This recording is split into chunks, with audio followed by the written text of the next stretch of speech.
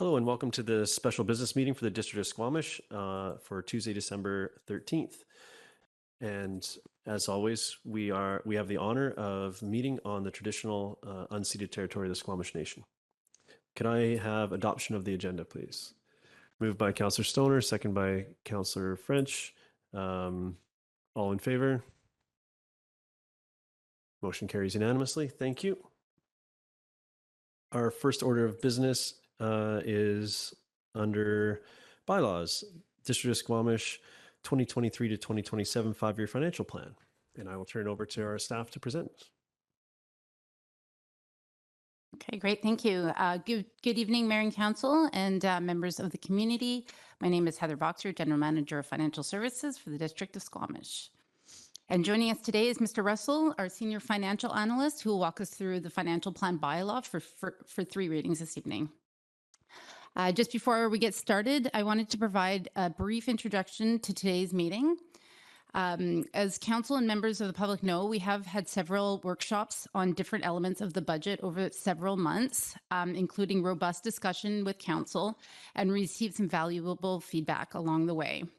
As well, the district held a well-attended public engagement on November 29th at Brennan Park, as well as received valuable feedback on Let's Talk Squamish throughout the budget process. So before I turn it over to Mr. Russell, I want to thank Mr. Russell, council, and our budget managers for working incredibly hard and diligently to get our budget to where it's at today. And with all things considered, moving forward, the district will be celebrating the 2nd year in a row of achieving our goal of finalizing the budget by the end of the fiscal. And that will be on December 20th for adoption. So with that, I'll hand it over to Mr. Russell to walk you through the financial plan bylaw presentation. Good afternoon, mayors, members of council and public. I will just jump into things here. These are the guiding principles that we use behind devising the financial plan. They're also part of the guiding principles, financial principles that we use in managing our finances. They're up there on the slide. The one that's in light brown is a little tough to read from here, but I believe you have the package standard. Stable and sufficient, sustainable and equitable, prudent and flexible, and efficient and measurable. In addition to that, this is the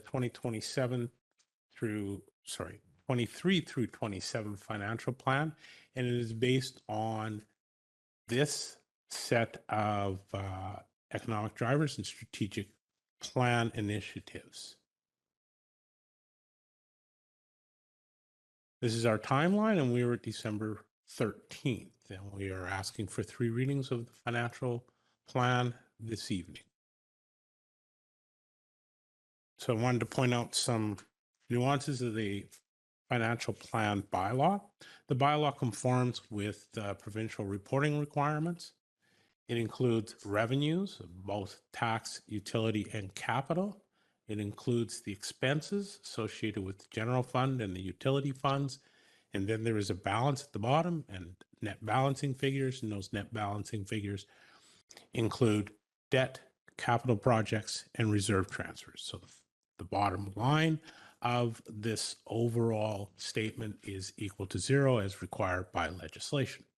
It's a little different from what you see in presentation of our operating budget and our capital budget. So when you see the quarterly variance reports, we separate the operating plan from the capital plan.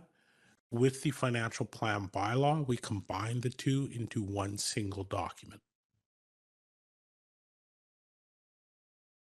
These are the overall tax impacts and the general tax levy side for 23 through 25. As you can see, we were estimating a potential 5.9% increase in taxation for an average residential household year over year, and that would equate to approximately $139. We have a report that has gone with this, which contains a fairly reasonable level of detail. Most members of council have been through the whole process, started in July, which completed in November. And with that, I will open it to discussion. Please, and thank you. Thank you. Council, questions? Councillor Stoner. Thank you. Through the chair, could you go back one slide to the table that we just saw up there? Capital construction debt servicing of facilities doesn't actually increase that much over the next 2 years. And I thought that it would, given that we are going to be taking on more debt for facilities building, new facilities building. So I'm just curious if you can speak to that line item.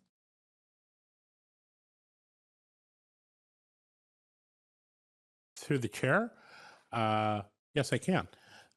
We are taking on some debt. We have a fairly significant jump this year. Part of that jump in 2023 is offset by debt coming off, primarily the financing of the police station. In subsequent years, we've tried to smooth the debt increases in over time. So the second fire hall and the Public Works building are going to be impacting over the next 3 years. So 24, 25, 26. And so it's going up, and it may not appear to be going up rapidly, but I believe that it's probably going up at about a clip of adding 1.5% to 2% per year, which is fairly significant when you think about it. Thank you. Sorry, Councillor Hamilton, did I see your hand? Yep, go ahead. In the documents that you sent us, there's a table that's cash items not recognized as expense. It's on the 3rd page of Schedule A. And can you clarify the meaning of a cash item not recognized as an expense? This is for my education. And then can you explain what the 29 million for transportation and transit in 2023 are? Yes, I can. Cash items not recognized as an expense is an accounting term. What it's referring to is within accounting parlance, amortization is an expense. Principal repayment is not. Capital expenditures are not viewed as an operating expense. They're a capital expense.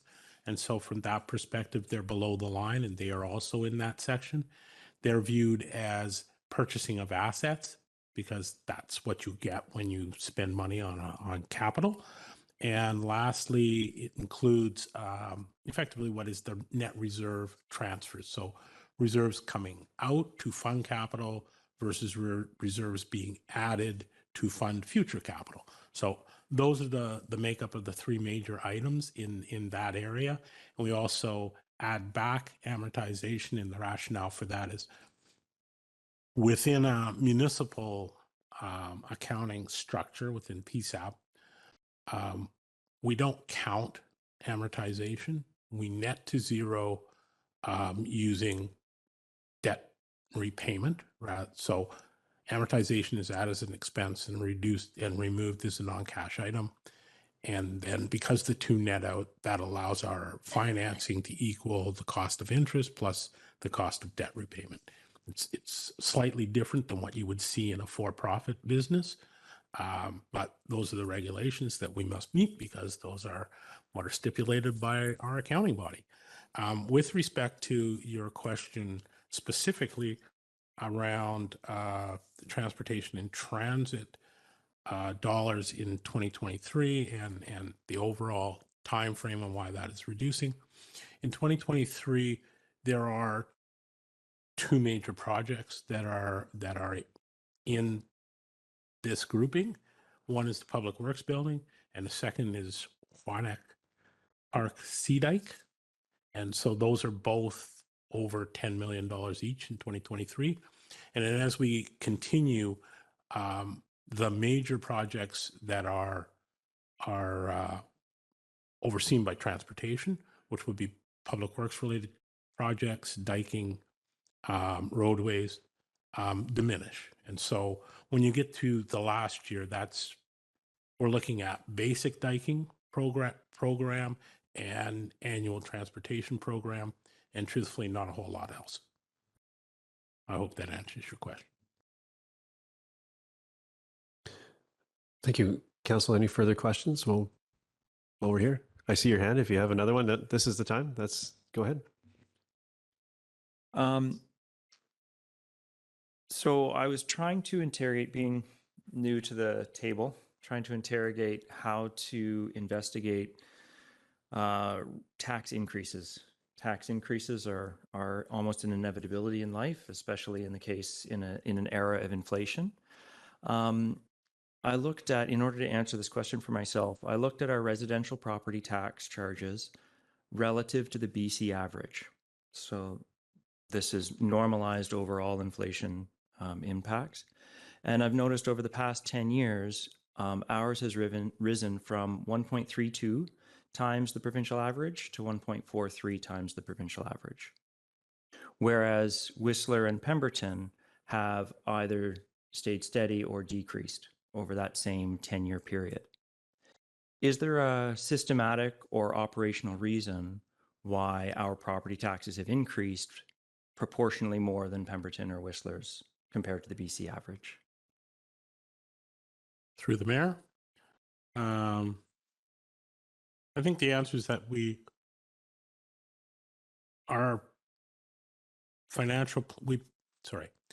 have a strategic financial plan, and so we are developing ours with a goal to meet our strategic goals.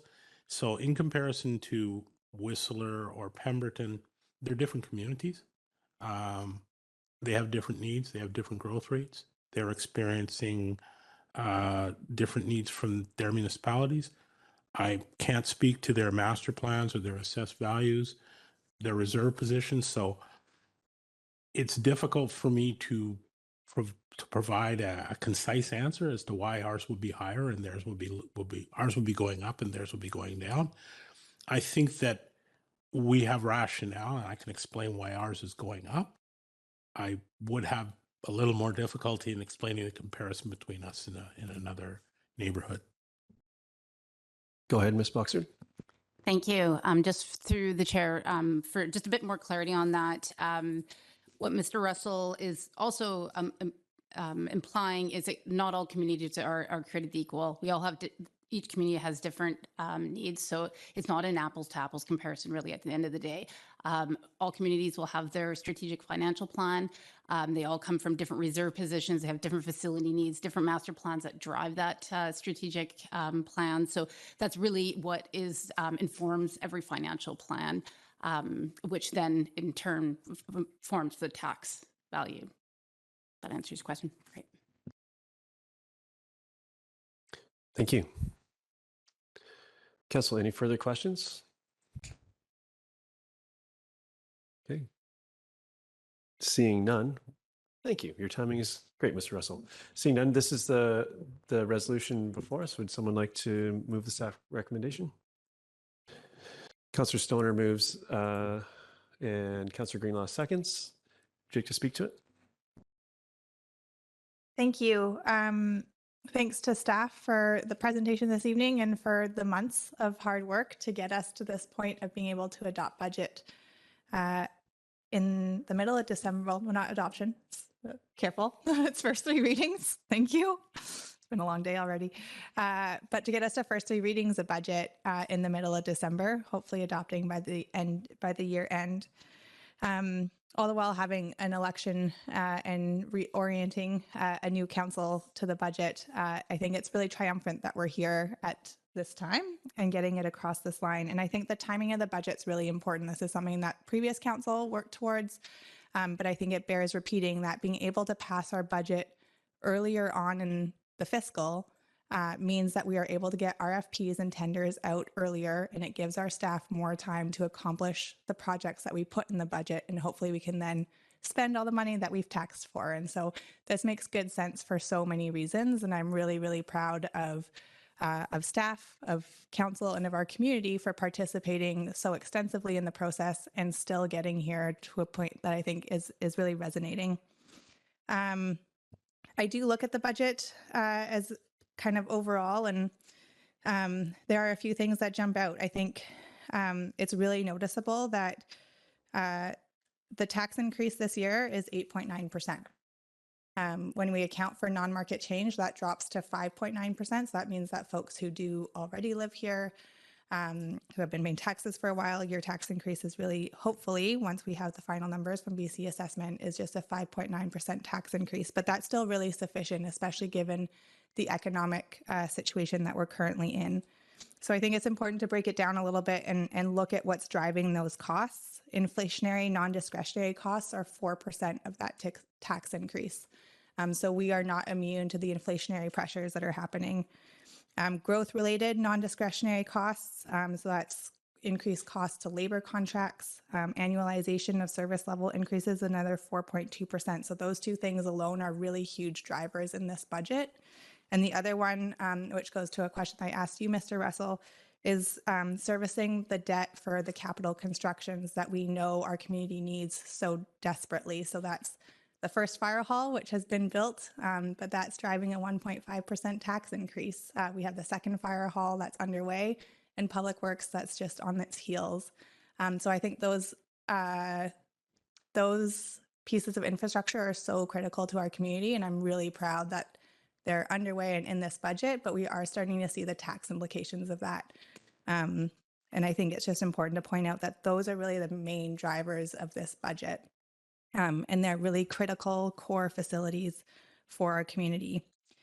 A few other things I think are important to note is that the other areas, there's still so much work going on in special projects, in capital projects, but we've been able to move that work forward without driving tax increases because our staff are successful at securing grants. We have been able to build up our reserves a little bit, and we're able to use those. And we're using our community amenity contributions for the first time in this budget to advance things that we've heard from the public as key, as key for them, which is a huge part is the recreational component. So investing in Brennan Park, in a splash park, rehabilitation of the turf fields, moving and upgrading the pickleball courts and the tennis courts. So there's lots of things in this budget that I think speak to the community as a whole. And the growth pressures that we're experiencing. And I think that this balances well the ongoing demand for investing in our aging facilities, as well as trying to grow into new areas that our community is demanding. So thanks for the hard work, the difficult conversations that got us here, and thanks to the community for participating and sharing their priorities with us. Thank you, Councillor Stoner. Councillor French. Thanks, Mayor. And echo pretty much everything Councillor Stoner said. And I'll focus in on that 5.9% number for many people, long-term residents in particular. I think that it might be a bit intimidating, imposing, and scary. And for anybody that's on a fixed income and owns property in Squamish, 5.9% can be an intimidating number. But I want for people to understand that what's most important for me coming out of this budget is what we're going to be doing to grow our firefighting force in Squamish. This is an investment in our future as a growing community. And in addition to increasing the size of our firefighting complement, we're also adding to our RCMP resources. And I think these are the two most important elements of this budget for me. Making sure that our community is appropriately protected from fire danger, and also we have got the resources to police our community more effectively. So tonight, I speak in favor of these first three readings of this 5-year plan. Thank you. Council, any other comments? Go ahead, Councillor Pettigill. Yeah, thank you. A few things. It's taken a lot to get here, and I think this is the highest increase in our term. But if I remember watching our 5-year plans each year, we have consistently been well under the numbers that I was seeing, the projected increases in the 5-year plan, and my colleagues have spoken to the significant investments in community needs that money is going to. So, from my perspective, although this is a higher increase this year, we have actually kept the increases. We've been very prudent in our budgeting, I think. And just, it is interesting comparing ourselves to other communities. I think Pemberton, for example, they have a lot of shared services with Area C regional district, which has a much larger population than them. So we don't have that circumstance. Whistler is a resort municipality, so it has different taxation options. And I don't believe either of those communities have municipal waste pickup. So there are, as staff said, many, many factors which makes an A-B comparison difficult. That just looking at our staff report, we rely 40% of our revenue comes from taxation, but the BC average is 44%. So from that perspective, we're relying less on taxation than our community. So there's a whole number of ways you can slice and dice this. I think what I try and do is sample a little bit and look, is there anything where we're way off? And I think overall, from my perspective, when I look at these numbers, we are doing a reasonable job. I think we are a community that has a lot of things we want and some things we need, and that requires significant investment. We're doing, like most communities, a lot of catch up. And, I think, again, we are doing very well in that. Our granting and transfers from other governments seems to be more than double the BC average. So I think our staff are working really hard to find alternatives to taxation for the many things our community needs. And so, it's been a long process, and I'm glad we are at the end of it for another year. And I guess got to look forward to starting again soon. Thank you. Thank you, Councillor Pettingill. Any other comments before I take a swing at that? I'm speaking in support of the motion, and I'm very proud to be here in we'll call it early December, mid-December, having this discussion and considering these 3 readings. And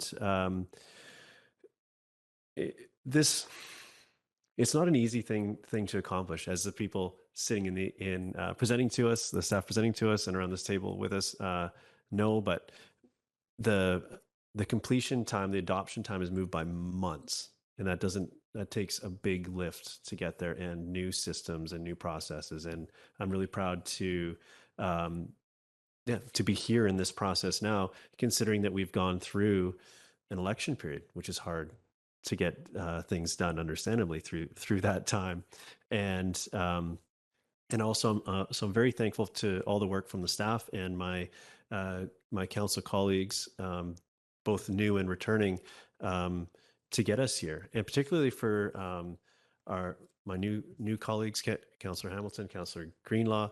This budget was driven is basically from the last council. The opportunity for input for our new councillors is very limited, and I'm looking forward to working with the entirety of council on our strategic plan and then subsequent budgets, and that will reflect our collective goals coming out of our strategic planning process, which has kicked off. So there will be opportunity to have those deeper discussions that I sort of feel the need for or the interest in around the table, and those opportunities will be coming. And of course, as we move into that budgeting process again next year, because this large piece of work does happen annually, we will have those discussions with the community. And as far as the content of this budget, I think this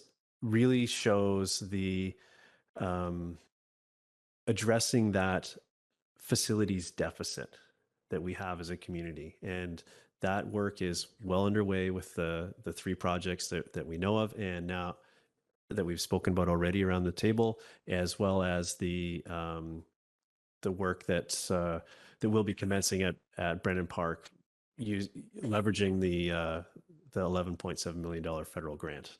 So I'm really excited to see that, but that's also a piece of work that previous councils haven't figured out how to resolve. So I'm proud that we have now and that they set us up to be able to do this now, but there's still a lot of work and around the community in our engagement. We hear that there's work to do with our facilities, and there's expectation for more. So as much as this moves us forward, we know we still have more work to do, but we have to be responsible with the tax increases. And I know that throughout this process, both staff and council were coming from a place of scarcity. We weren't and trying to find those efficiencies in our processes and in our projects, and really leaning on our long-term planning to understand what is a responsible course of action. And I think this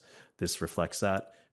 It's a challenging time, and I'm proud of the work we've done to get us to this point and to hold the increase to what is I consider to be modest in the context of our day. So with that, I'll call the vote. All those in favor? Motion carries unanimously. Thank you so much.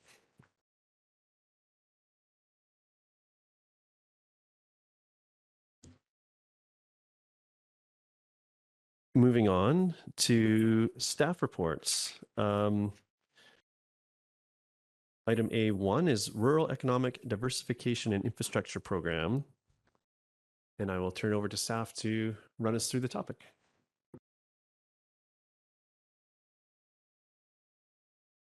Good evening, Mayor and Council. My name is Catherine Milligan. I'm the economic. I feel like are we loading up a presentation? So just give us 1 second here, Ms. Okay. Mulligan, as that happens. Sure.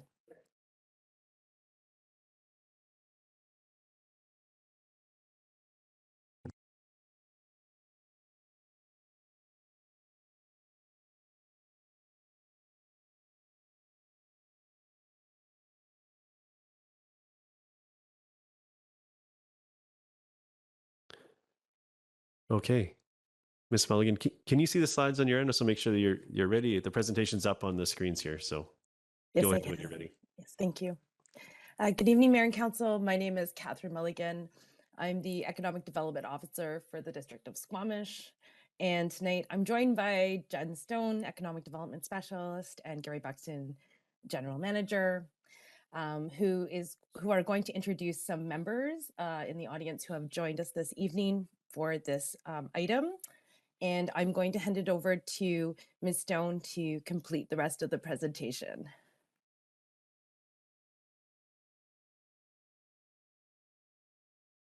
Sorry, Ms. Stone, can you turn your microphone on? It's just there.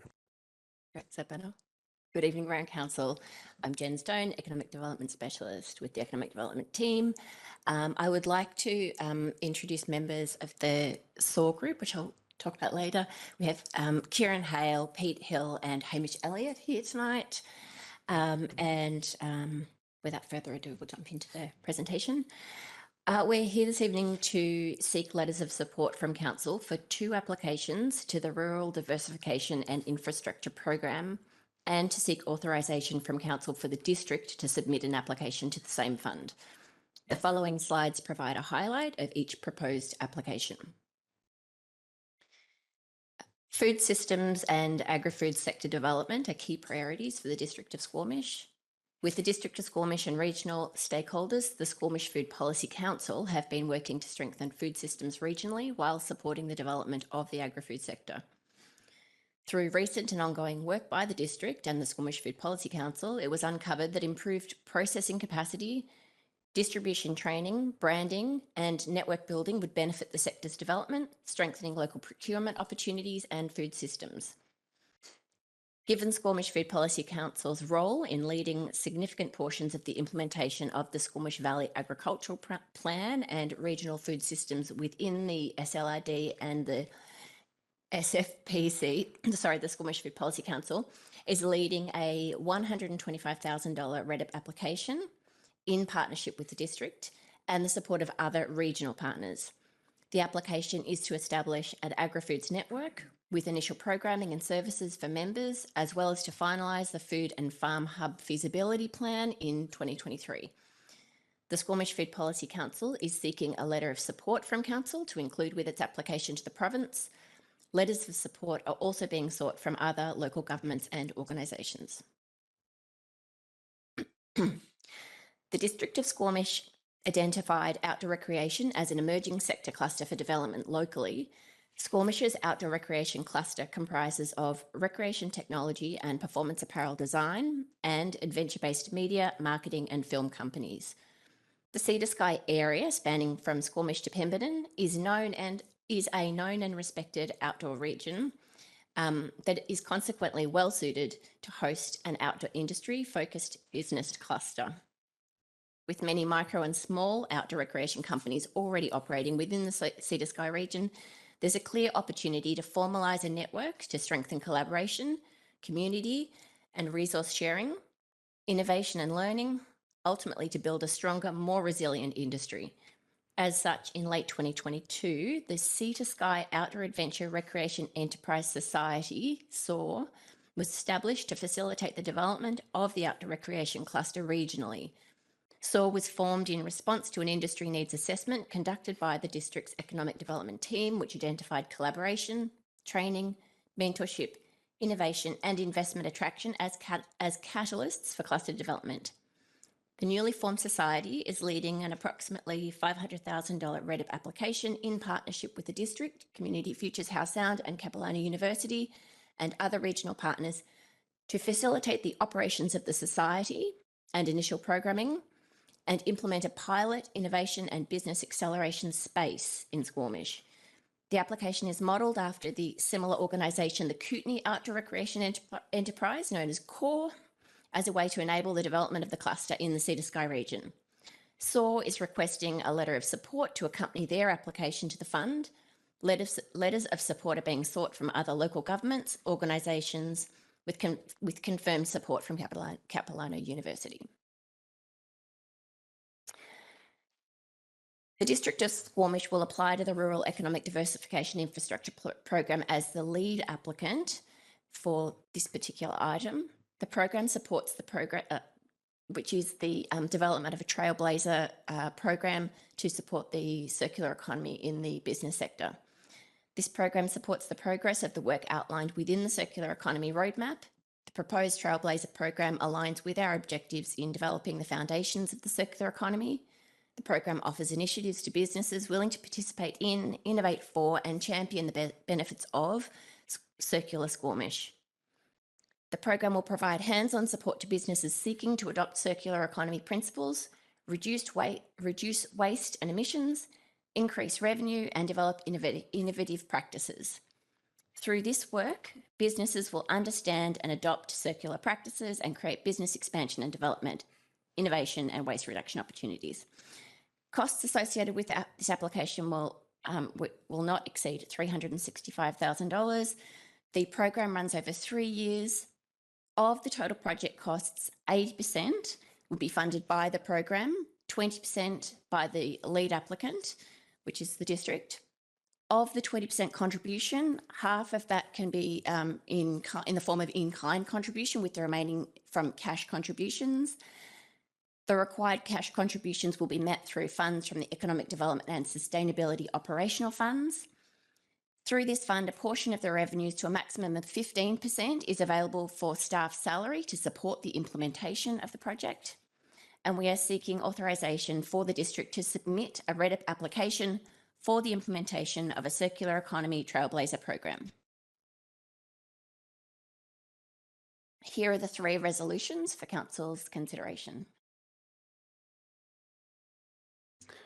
Thank you. Councillor Stoner, do you have a question? Yep, go ahead. Thank you. Through the chair, am I correct in assuming that this is the new version of the BC Rural Dividend Fund? That's correct. Oh, through the mayor. That's correct. Okay, that's helpful. And do we have an understanding of the size of the total funding pot? I'm just curious if there's any strategy here around risk of submitting 3 applications and support, well, submitting one and supporting two and what that looks like, or if we're just like throw as many darts at the board and see what sticks. Through the mayor, no, we did speak with the fund to discuss our priorities and how they might best be met. And this, the way the application's been developed in this format is the recommendation that came back to us. So we realise that having so many darts thrown at the board, if you like, may mean that they don't all hit the board, but that's, I think the recommendation was made that if we have good applications, then they'll all be considered on their merits. So that's great. We have so much important work happening, so I'm happy to send them all. Two other quick questions. It's the first time that I've heard about the SOAR organization. Thanks for coming this evening. I just want to confirm that they're a registered society and are meeting all the requirements for the actual application. I'm sure that due diligence is done, and I see nodding heads, which is fantastic.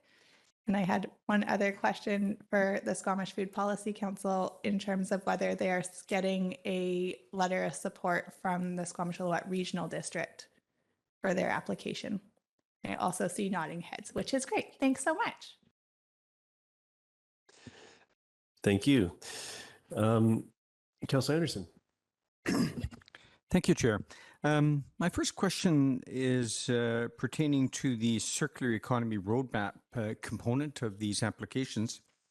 Built environment, in quotes, is one of the focus areas that's suggested in the program. I wonder if you might be able to describe, and only briefly, to what extent might we be targeting, might we have opportunity in the proposed work plan to target construction and demolition waste materials, that is, building materials, as a part of that built environment focus area?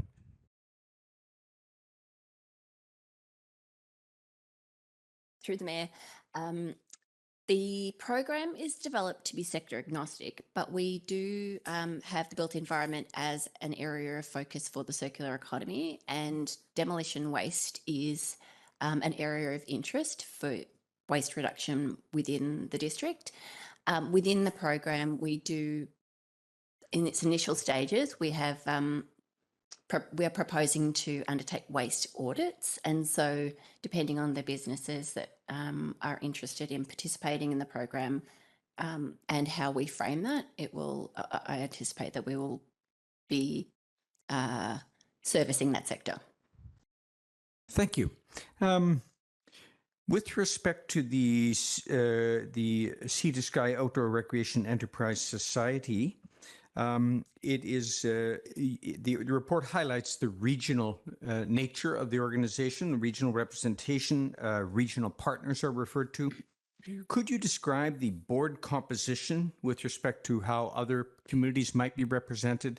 And also there is reference to a district representative will continue to participate at a strategic level as a board member. Would that be a district economic development staff member or a member of one of the economic leadership team? If you could clarify that. And to what extent, what is the composition of the board as a regional entity? Thanks. That's on.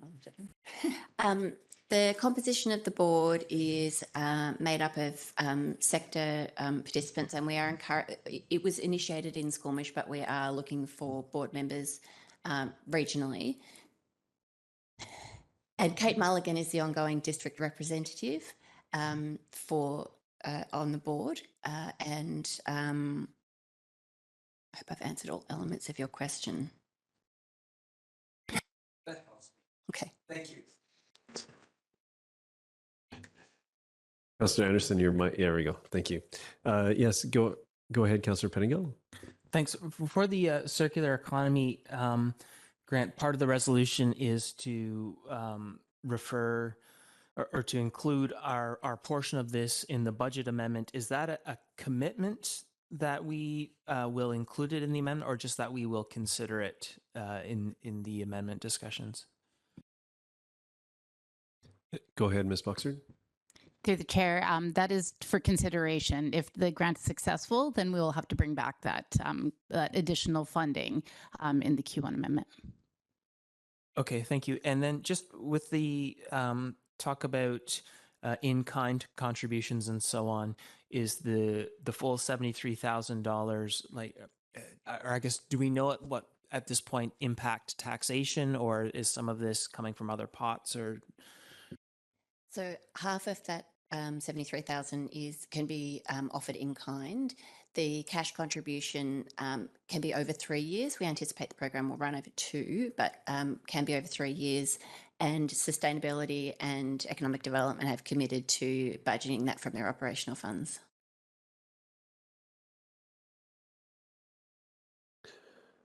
Okay, seeing no further hands, I would entertain a motion.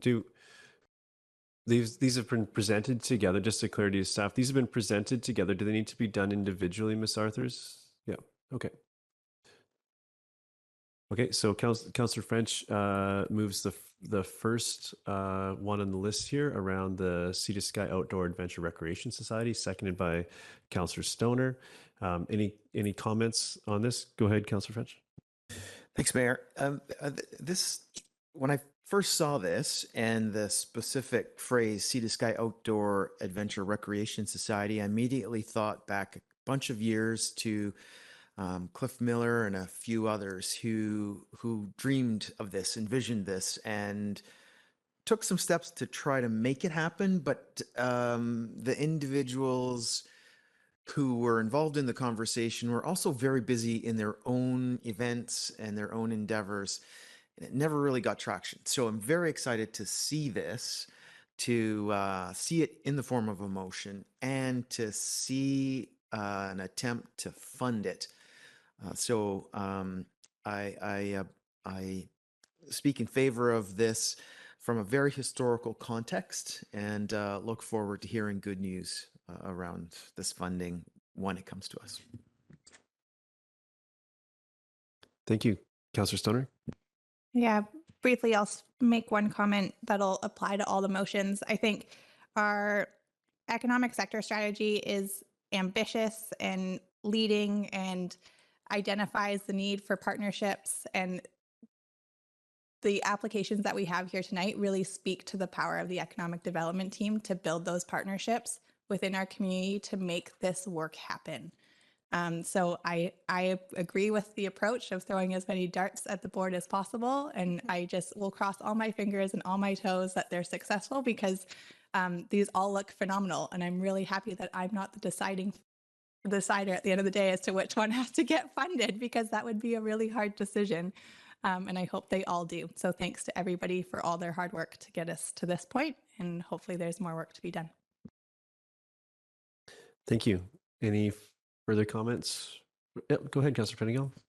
Just echo my colleague, I think, and I'll speak to all three. It's just all really important work as part of our economic development planning, and it's great to see that there are so many, in theory, in optimistic, optimistically hope there's a lot of funding available. It seems like there is, that aligns with what we're trying to do. I think it's one of the strengths of our economic plan is it is very forward looking and seems to align with the sorts of things that the higher orders of government are looking to drive and support. And so I hope we'll be successful, and thanks staff for bringing these opportunities, and the community actually, because it's community partners too here for bringing these forward to us. Thank you.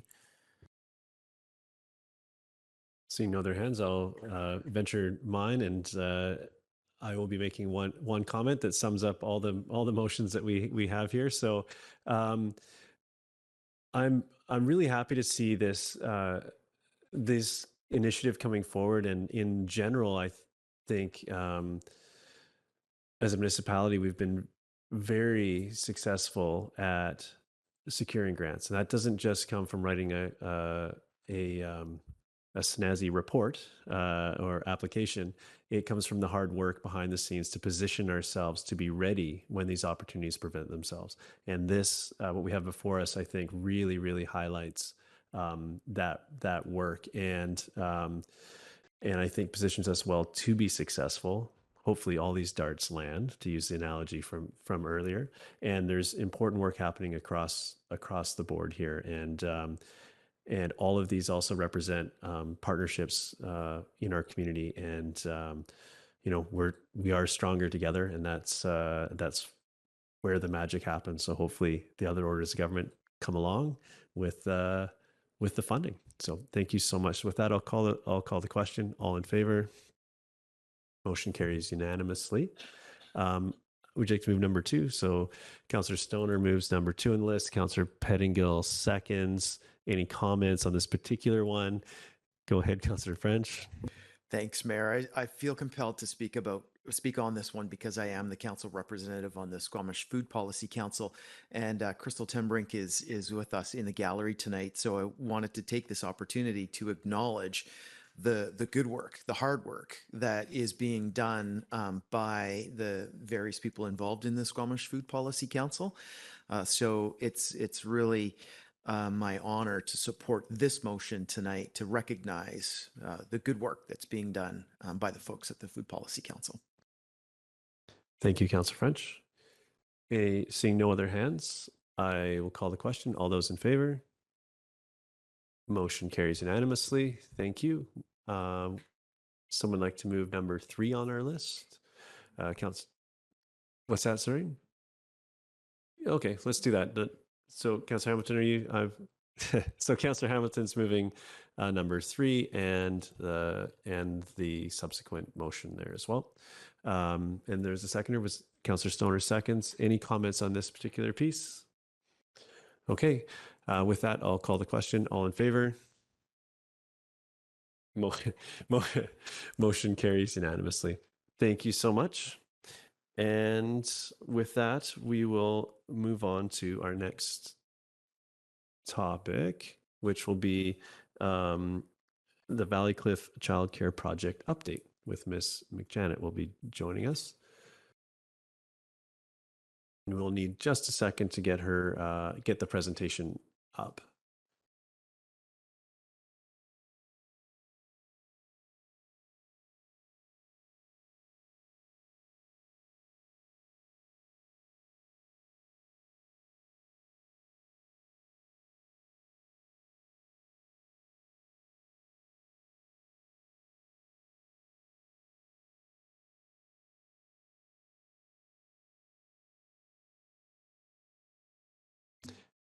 Nope, not yet.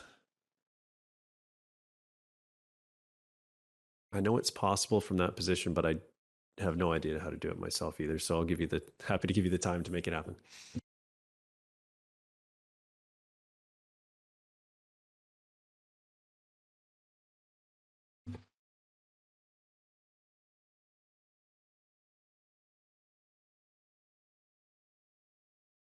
Okay, Great. take it away. Thank you so much. Good evening, Council. My name is Sarah McJanet. I'm a community planner with the District of Squamish. And also on the line, we have Shane Gilbertson, who is with our facilities planning and construction team, who is project managing this and co-piloting the Valleycliff Childcare Project with me. So tonight is an update on the partnership project with School District 48 and Sea to Sky Community Services. And we've got some slides providing some quick facts as background for new council and some important updates for you. And it's a good segue to come into this project with the comments that have been made around the table with the last grant applications. And this project has taken many years to achieve funding and to get to this point. And as they say, nothing good comes easy.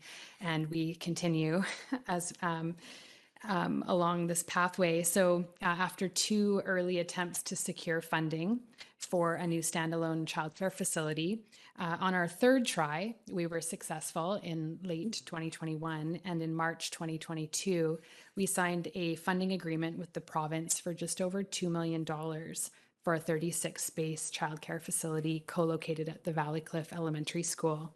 So we are the lead applicant. We are responsible the lead applicant for the project build out and completion, all the grant and funding administration, and all the project costs associated with the project in excess of the funds awarded, and then maintaining the improvements over time, and so on and so forth. We have a conditional funding agreement with the province, and that requires provision of the childcare for a long period, for a minimum operating period of 15 years, and that will be provided by Sea to Sky Community Services as the nonprofit operator. So this public sector grant that was awarded to the municipality is providing 100% of the funding. So there was no additional municipal assist within the grant application. But however, we have provided and invested approximately $32,000 to date for the application preparations and a lot of the preliminary site assessments that were required for the project. And we're really relying on this provincial funding to support space creation on public lands within the municipality at this time. Let me just slide over.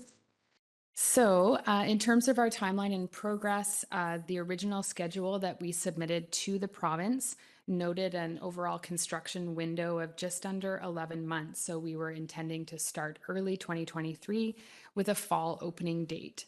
This is an optimistic timeline, and there are many factors at play that will impact this timeline.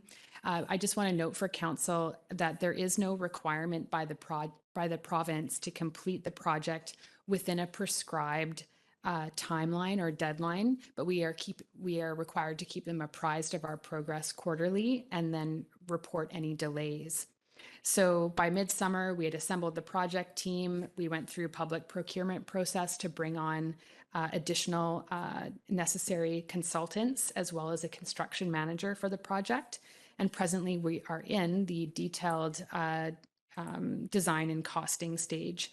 So we've engaged in an integrated design process, and that was a critical decision to bring on a construction manager early with our design team as part of a holistic approach to minimize costs and do that design and costing at the same time, given the really challenging current construction and cost climate that we're facing. And I've got some more on that momentarily. I won't spend too much time on this slide, but this just shows the site plan for Valley Cliff Elementary. We've been doing a lot of consultation over the years with School District 48. As I mentioned, we've done a lot of pre-design assessment, and we are in the process of and have very much fine-tuned the design and the siting of the future facility based on a number of shared design objectives with the school district. And in addition, we're doing our best to do sensitive siting in relation to the neighborhood and the adjacent residential, and working through all of the access requirements there.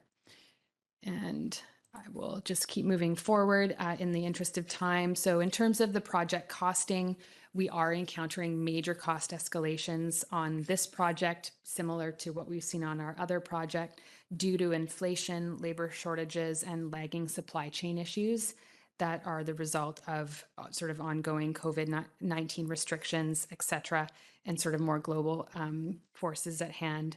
So as mentioned in the report, we are seeing hard construction cost escalations upwards of 20% on our projects. And this one is the same. So the original budget that we submitted late October 2021 included, and that was based on early schematic level drawings with a quantity survey. That was the original budget was $2 million. That included a 7.5% escalation allowance and a healthy 10% contingency. But advancing the design at this time with pricing and based on a Class D estimate, plus or minus 20%, we are looking currently at a 23% increase over the original 2021 budget and cost estimate that we submitted with the application. So that's putting us more at the $2.46 million project cost all in, and that's based on about a $700 per square foot construction cost. So that is a shortfall of at least $460,000 at this time, which is substantial. So per the funding agreement, we informed the province in late November. We have initiated a formal cost escalation process with the province to determine what, if any, additional provincial funding is available to support this project. So we are open book, outlining all the cost particulars and all the things that the district is doing to mitigate these cost escalations. And so we've described a lot of those key tactics in the report before council. We are aware and have spoken with the province. We know that there are a number of provincially funded childcare projects around the province that are facing and encountering these similar cost escalations.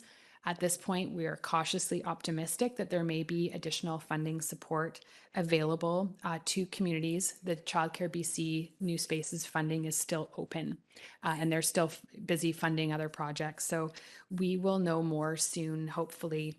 If no additional funding is available to the project via the New Spaces Fund, we will be coming back to Council for further discussion and direction on next steps as soon as possible. In terms of looking ahead, staying very optimistic in spirit, there are a number of agreements that will need to be in place for the project.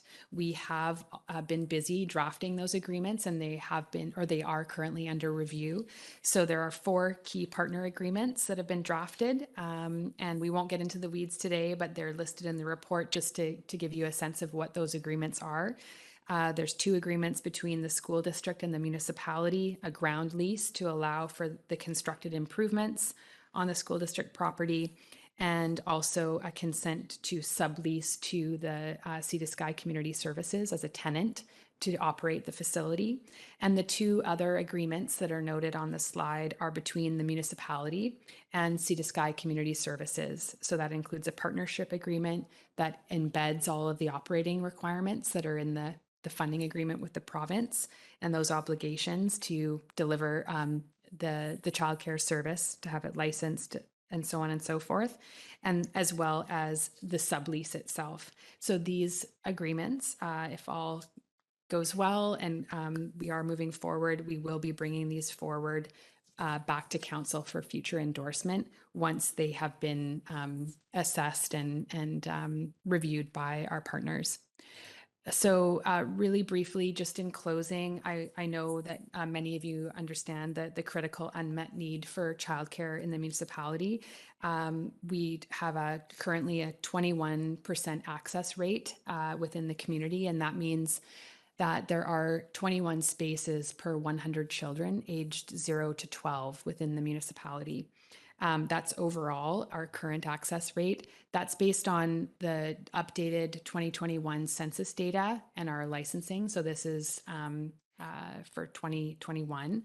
And we will be getting updated data at a neighborhood level as well. So I can speak to that momentarily. The target rate that we're aiming for, again, as noted in the childcare access rate or the childcare action plan, is a 30% access rate overall across the community. And so what that looks like over the next 10 years, we've been updating this. It means that we're looking for 860 new licensed spaces by 2031. So that's annualized at 86 spaces per year.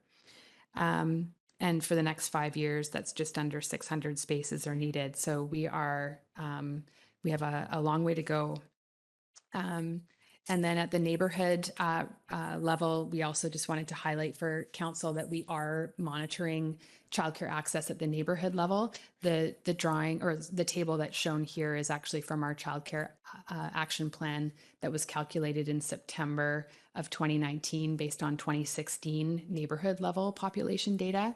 We have requested custom tabulation for neighborhood level data for the 2021 census. That is incoming, and we'll be able to provide more information. But for Valley Cliff, the access rate is at 28%. That was circa 2019. So still below the target, but it is higher than some of the other neighborhoods as well. So there's a bit of fluctuation in terms of the child populations and the opening and closing of childcare. So that just gives you a bit of a picture there. So with that, I will pause for any questions or comments of Council at this time. Thank you very much. Thank you for the presentation. Council, you have questions? Yeah, go ahead, Councillor Anderson, and then I have Councillor Pettingill. Ms. McJanet, I have a question about a particular detail of your report I wonder if you may be able to assist me with. In connection with the costs of the project, you've offered some information about the site preparation requirements and challenges, existing and available fill, where we're going to get it from. It's an overland flow zone. So the physical site of this project is a former wetland within a floodplain. And there is mention of an application for an archaeological impact assessment. And I'm wondering whether that archaeological impact assessment, which is distinct from an archaeological overview assessment, whether that is prompted by school district or provincial aid funding agency policy or other previously undertaken assessment, what has prompted this initiative of an archaeological impact assessment on this particular site? Thank you so much for the question through to the rest of council. The archaeological impact assessment work that's happening, so we've made an application to Heritage BC for the works to happen. So we've hired a professional consulting archaeologist. We did that after receiving comment and recommendation from Squamish Nation through our project review and referral process, but also because this site is within a moderate to high potential area within the provincial mapping. So areas that are really close to, like within the floodplain and close to rivers are identified for the most part as moderate to high potential for archaeological resources. So that's, and those are protected sites, as I think council is aware under the legislation. So we felt it was important to do our due diligence before any work happens on the site and do that assessment. So that involves, just for council's awareness, some shallow kind of hand shovel and testing on transects within the project site and development footprint area. Thank you. I have Councillor Pettingill, followed by Councillor Stoner. Yeah, thanks. A couple things. You mentioned our timeline is quite aggressive, and it sounds like we're working through some challenges on funding. What are the big obstacles in terms of our timeline? In terms of the overall timeline, some of the things that we're anticipating, obviously going through a winter period. So depending on what happens with weather, and if we experience sort of heavy period of snow, that could certainly cause delays for getting early site works going. We are looking at a more accelerated timeline for construction. We have and are continuing to look at a prefabricated panel system, a local manufacturer that would enable panels to be manufactured locally and then assembled really quickly on the foundation. And so that will, for a school site as well, that is an active school site, that also reduces the timeline in terms of how much time is spent with framing and all the rest. So the building could come together quite quickly. So in that regard, that is a way to mitigate some of the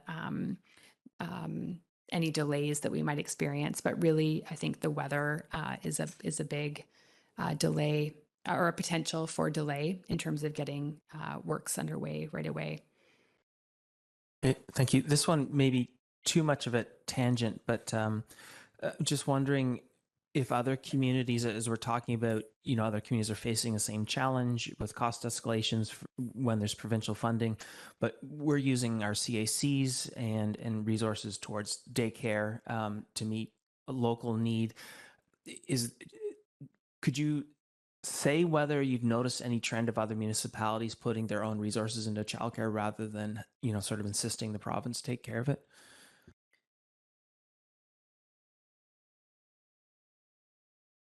Oh, sorry. I was trying to signal that your mic needs to get turned on. That's all.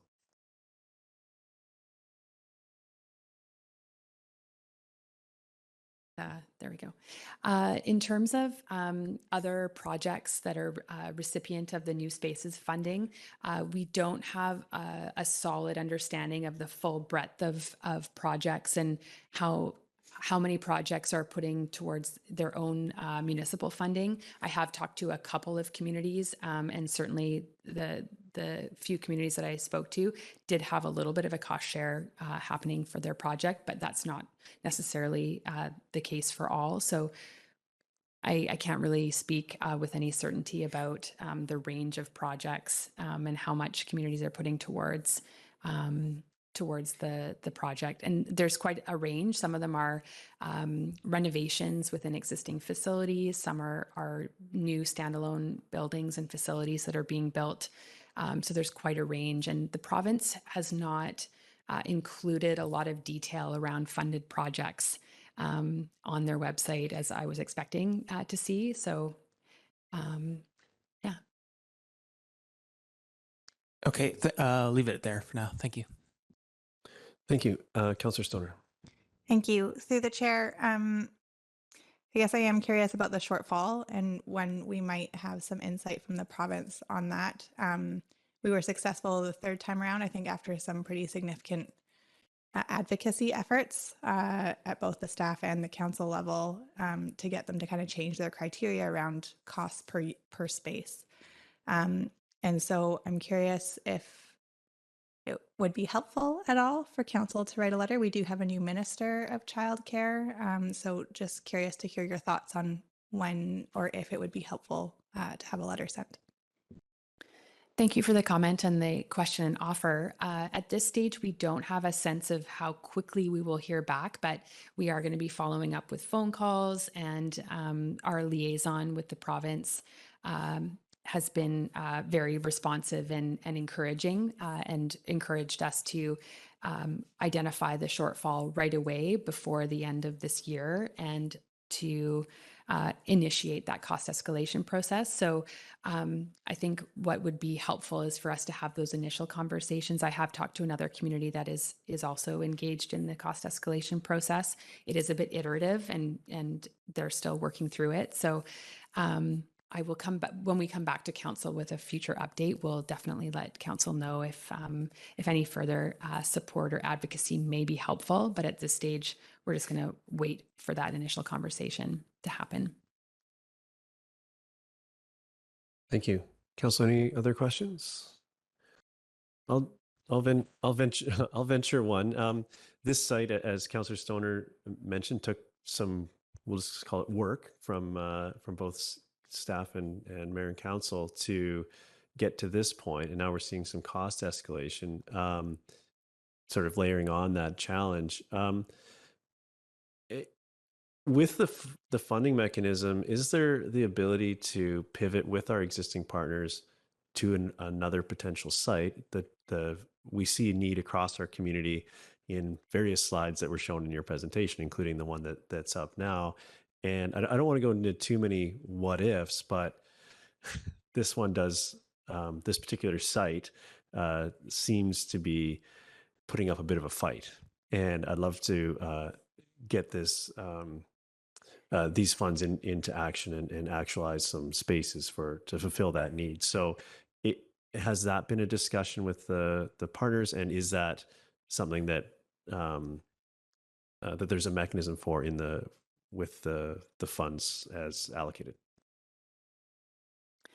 To council, on the question of whether there's an ability to pivot and apply some of these funds to another site, based on the many attempts at funding and the conversations that we've had to date, the province would most definitely consider that essentially like a new application.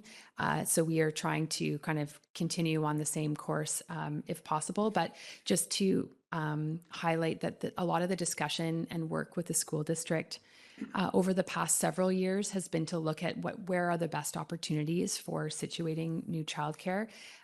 All of our elementary school sites have existing childcare already. Valleycliff was an excellent opportunity because of the size of the site and also the ability to access through the neighborhood via Hemlock Avenue. So as a site itself, it was a really strong contender for a new facility. We did speak about and investigate the opportunity to do trying to locate space within an existing building and do more of a renovation or expansion. That was not the school district's preference because of the kind of expansion and contraction of school student populations and wanting to preserve that space for the most part for those that growth and contraction that kind of happens and that fluctuation. There may be some in future, some additional space within a school once we know more about what's going to happen with school population. But right now, that the new facility, purpose built at one of the larger school sites, was the best approach that was pursued. Okay, thank you for that that additional context. Okay, sorry, do you have more slides? That's the end of it. So I'll move receipt of the presentation, and Councillor Hamilton seconds. Any comments on this before? Okay, go ahead, Councillor Anderson. Thank you. This is a much appreciated report as far as I'm concerned. It's important, this partnership we have with the school district in this particular project. I think it's very valuable and we're learning much from it. All of us are learning, not least funding programs, how to work with them. We'll revisit these again, no doubt, as we confront the challenges laid out for us in the needs study that we were presented with about a year and a half ago.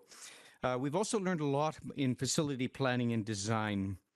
I'm familiar with some of the partners in the design and the construction. These are system partners, and it will be an important reference project for those companies, those service providers, as well as for ourselves in the school district.